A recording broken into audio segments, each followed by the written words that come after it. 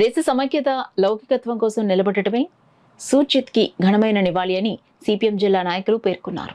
గురువారం కాకినాడలోని సుందరయ్య భవన్లో స్వాతంత్ర్య సమరయోధుడు సిపిఎం అఖిల భారత ప్రధాన కార్యదర్శిగా విశిష్టమైన సేవలందించిన హరికిషన్ సింగ్ సుర్జిత్ 16వ వర్ధంతి సందర్భంగా నాయకులు ఘన నివాళులర్పించారు.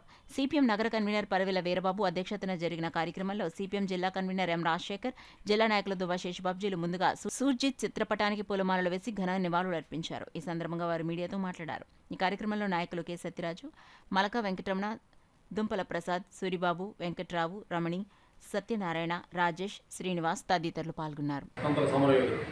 రైతు నాయకుడు, రాజ్యసభ సభ్యుడు, రచయిత, అనువాదకుడు, గొప్ప సిద్ధాంతకారుడు, అసాధారణమైనటువంటి మేధావి. అనేక దేశాలు పర్యటించారు. పార్టీలో అంతర్జాతీయ విభాగానికి నాయకుడిగా ఉండేవారు. ఆంధ్ర రాష్ట్రానికి పలు దఫాలు వచ్చారు. ఆయన మతోన్మాదం పట్ల కఠినమైనటువంటి వైఖరితో ఉండేవారు.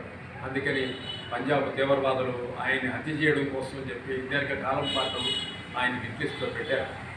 హిట్ లిస్టులో ఉన్నా సరే ఆయన చాలా విస్తృతమైన పర్యటనలు చేసేవారు. ఆ రోజుల్లో ఆయన రాజ్యసభ సభ్యుడు అవడం వల్ల ఆయనకి జడ్ కేటగిరీ సెక్యూరిటీని కూడా కేటాయింపు చేశారు.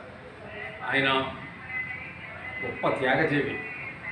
ఇప్పుడు 2000 సంవత్సరంలోనే తన ఆస్తి వాటాగా 18 లక్షలు వస్తే ఆ 18 లక్షలని పార్టీకి ఇచ్చేశారు. ఆయన 2000 సంవత్సరంలో 18 లక్షలు అంటే ఈరోజు 18 కోట్లతో సమానమైన తన జీవిత పర్యంతము యావత్తు జీవితము కూడా ఆయన ఏంటంటే పేద ప్రజల కోసం, రైతుల కోసం, ఇలాంటి వారి కోసం పనిచేశారు. ఆయన ఆఖరిసారిగా వరంగల్ వచ్చే నాటికి నడవలేని స్థితిలో ఉన్నారు. అటొకరు ఇటొకరు బలంగా పట్టుకుని నడిపిస్తే తప్ప నడవలేని తీవ్ర అనారోగ్య పరిస్థితులు ఉండి కూడా ఆయన పర్యటనలు ఆపేటువంటి కాదు. ఇలాంటి వారి నుంచి మనం ఎంతైనా స్ఫూర్తిని పొందాల్సిన అవసరం ఉంది.